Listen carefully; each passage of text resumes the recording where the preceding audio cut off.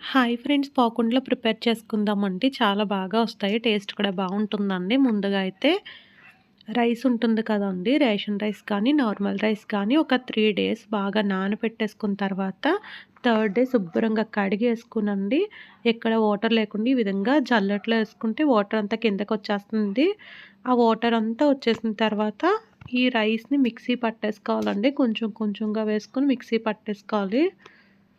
లేదు అంటే మిల్లు దగ్గర ఆడించుకున్నా బానే ఉంటుందండి. నేనైతే మిక్సీ అయితే పట్టేస్తున్నానండి.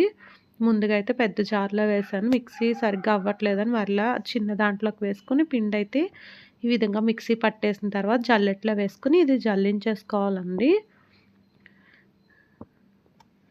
చూస్తున్నారు కదండీ! బియ్యపు పిండైతే రెడీ అయిపోయింది.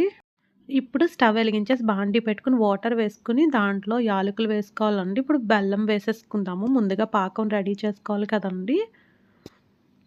పాకం వచ్చిందో లేదో తెలుసుకోవడానికి పక్కన ఒక గ్లాస్ పెట్టుకొని గ్లాస్‌లోకి ఇది వేసుకుంటే చూస్తున్నారు కదండీ! ఈ విధంగా ఉండలా వస్తే పాకం అయితే రెడీ అయిపోయినట్టండి.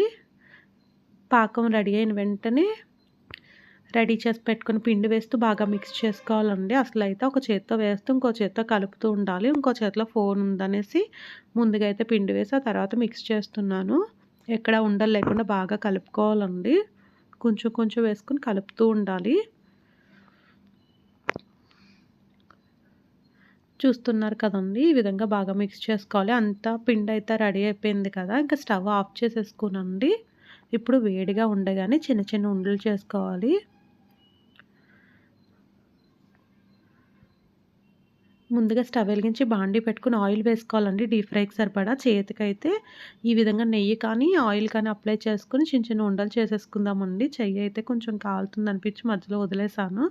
ఇంకా గోరువెచ్చగా ఉండగా అన్ని ఉండలు చేసేసుకొని ఆయిల్‌లో డీప్ ఫ్రై చేసేసుకోవాలండి. ఎంతో టేస్టీ అయిన పోకుండలు అయితే రెడీ అయిపోతుంది.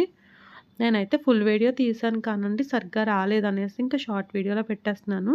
పోకుండలైతే చాలా బా వచ్చినాయండి. వీడియో తీయడమే సరిలేదనేసి ఇంక లాంగ్ వీడియో అయితే పెట్టట్లేదు. చూస్తున్నారు కదండీ! ఎంత సింపుల్ ప్రాసెస్‌లో పోకుండలు ప్రిపేర్ చేసుకున్నామో. పోకుండల టేస్ట్ అయితే చాలా బావుందండి. ఈ రెసిపీ మీకు నచ్చినట్లయితే తప్పకుండా ఒక్క లైక్ చేయండి.